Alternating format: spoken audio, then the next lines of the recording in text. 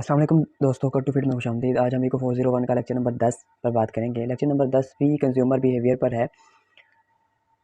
इस लेक्चर में बात रहेगी आपसे डायमंड वाटर पैराडॉक्स की, अनसर्टेनिटी की बात होगी, रिस्क लविंग, रिस्क अवर्सिव, कुछ बुनियादी तारीफ़ों की बात होगी। तो शुरू करते हैं आपका आज लेक्चर नंबर 10।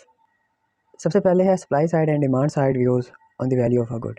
किसी भी चीज़ की वैल्यू अगर हम जानना चाहते हैं तो दो तरीके हो सकते हैं, एक तो सप्लाई और दूसरा डिमांड।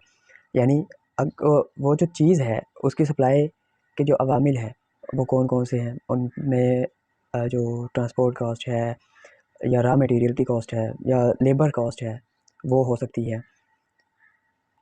जबकि डिमांड साइड से अगर मैं बात करूं तो डिमांड साइड पे अगर किसी भी चीज़ की वैल्यू मैं मालूम करना चाहता हूं तो वो मैं देखूंगा मार्जिनल यूटिलिटी। मार्जिनल यूटिलिटी पर पूरा लेक्चर हमने कल बात की। वो ये है कि एक यूनिट के बाद दूसरा यूनिट इस्तेमाल करने पर जो मुझे सेटिस्फेक्शन हुई वो मार्जिनल यूटिलिटी कहलाती है। देखते हैं इसमें क्या लिखा है। यही बात लिखी है इसमें भी। According to the supply side view on the value of a good, the value of a good was determined by the labour content that had gone into producing a good either directly और indirectly. तो वही बात है कि किसी भी चीज़ को produce करने में जो लेबर इस्तेमाल हुई है उस पर जो अखराजात आए वो सप्लाई के अखराजात होंगे, और उसी अखराजात को उसने क्या कहा कि ये किसी भी गुड की या किसी भी चीज़ की वैल्यू है। तो ये है अब सप्लाई साइड। और डिमांड साइड में यही है कि किसी भी चीज़ की वैल्यू अगर मैं निकालना चाहता हूँ तो वो मार्जिनल यूटिलिटी से निकालूंगा। मार्जिनल यूटिलिटी मैंने आपको बता दिया क्या होता है।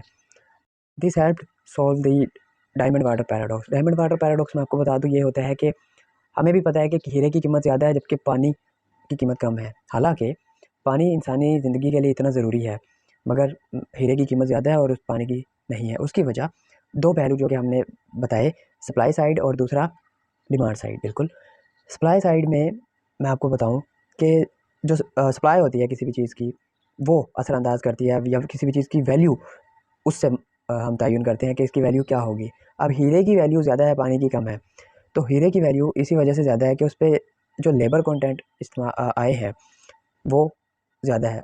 यहाँ पे मुख्तलिफ इकोनॉमिस्ट का वो जिक्र करता है, जिन कुछ ने सप्लाई साइड को कंसीडर किया है, कुछ ने डिमांड साइड को कंसीडर किया है। जिसने सप्लाई साइड को कंसीडर किया है उसने ये कहा है कि अगर लेबर के जो काम करने के घंटे हैं उसको मल्टीप्लाई किया जाए तो किसी भी चीज़ की वैल्यू हासिल हो जाती है। इसी तरह ये डायमंड की वैल्यू हासिल हो जाएगी।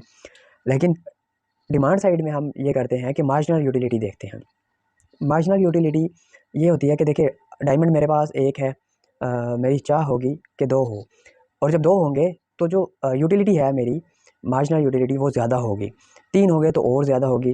जब पानी के केस में ऐसा नहीं है, पानी का आप एक गिलास पी लेंगे, ठीक है, दूसरा पियेंगे तो पहले की निस्बत जो मार्जिनल यूटिलिटी थी वो चलें 5 लगा लें, तीसरा गिलास पियेंगे तो क्या हो जाएगा, और कम हो जाएगी क्योंकि पेट आपका भरता जा रहा है। लेकिन डायमंड के केस में आपके पेट भी नहीं भरता और नीयत भी नहीं भरती। तो ये है इसका, ये दोनों साइड मैंने कवर कर ली, सप्लाई साइड भी और डिमांड साइड भी। यहाँ भी ये डायमंड वाटर पैराडॉक्स इतना कुछ मुश्किल नहीं है, इतनी कहानी उसने लिखी हुई है, बस इतना ही जान लेना आपके लिए काफ़ी है कि इस पर सप्लाई साइड किस तरह से असरअंदाज होती है और डिमांड साइड किस तरह से असरअंदाज होती है। उसके बाद है uncertainty in the consumption decision analysis.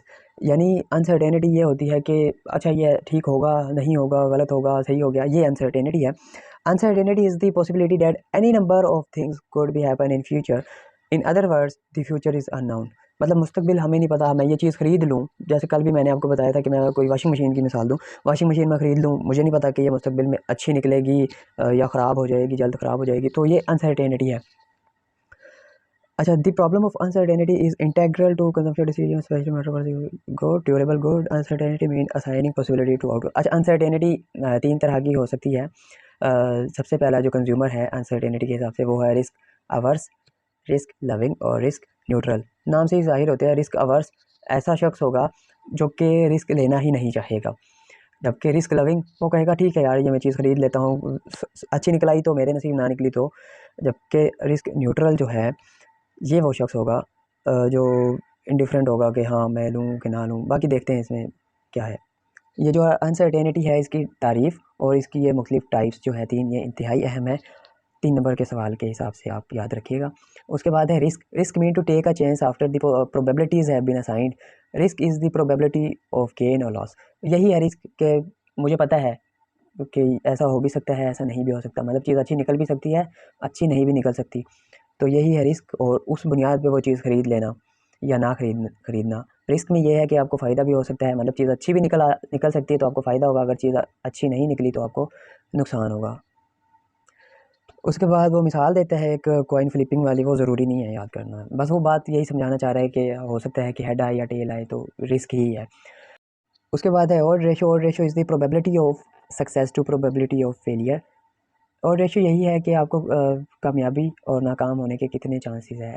ये कोई इम्तिहान की बात नहीं हो रही, जो डिसीजन आपने लिया है किसी भी गुड को परचेज़ करने का, उसकी बात हो रही है कि वो गुड अच्छी निकले उसकी कितने चांसेस है, अच्छी ना निकले उसके कितने चांसेस है।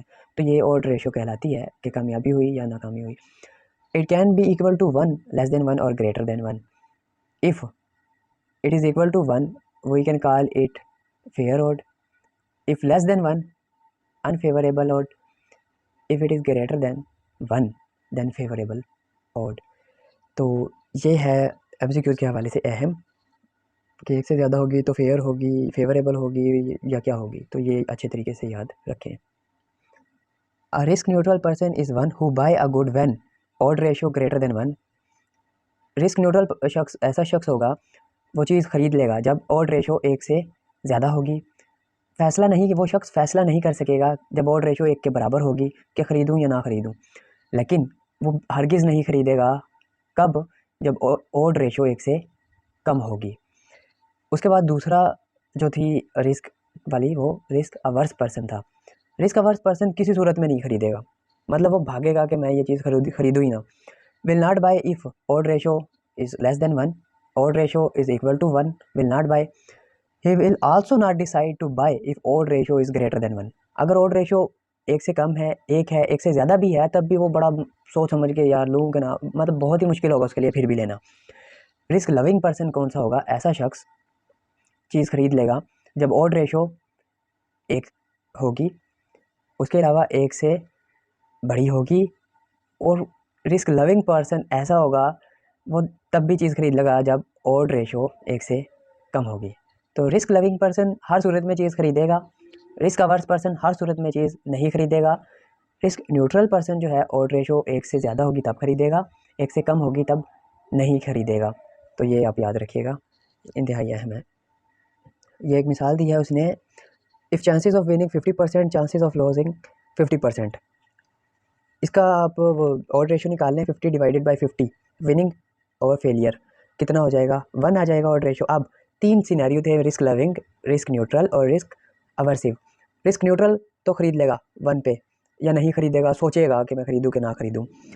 रिस्क लविंग ख़रीदेगा। रिस्क लविंग का आसान सा है, देखिए तीनों सूरतों में उसने ख़रीदना है, वो रिस्क लेने के लिए तैयार है, चाहे ऑड रेशो 1 आए, 1 से कम आए, 1 से ज़्यादा आए, उसने ख़रीदना है। रिस्क अवर्सिव 1 पे नहीं ख़रीदेगा। रिस्क अवर्सिव सिर्फ अगर ख़रीदेगा भी तो उस सूरत में ख़रीदेगा जब ऑड रेशो 1 से ज़्यादा होगी। तो ये इंतहाई आसान है, इतना इसको कॉम्प्लिकेट ना करें।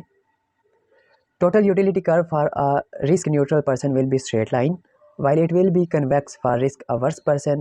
The greater the convexity or curvature, the more risk averse the person will be.